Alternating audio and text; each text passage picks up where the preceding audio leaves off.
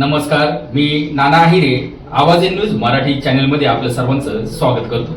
बघूया आजची ठळक बातमी. मनमाडचा संग्राम गिडगे नांदगाव केसरीचा मानकरी.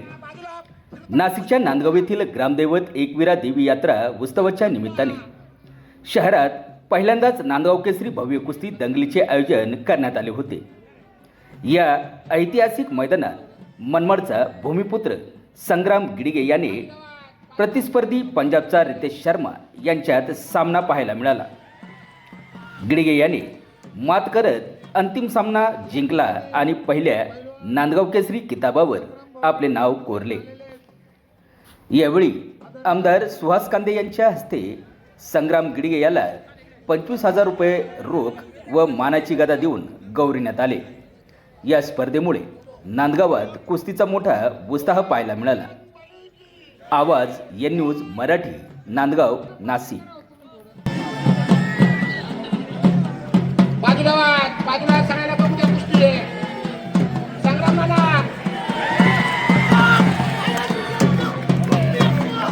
या ठिकाणी पैलवान संग्राम भाऊ गिडगे विजयी झालेले आहेत.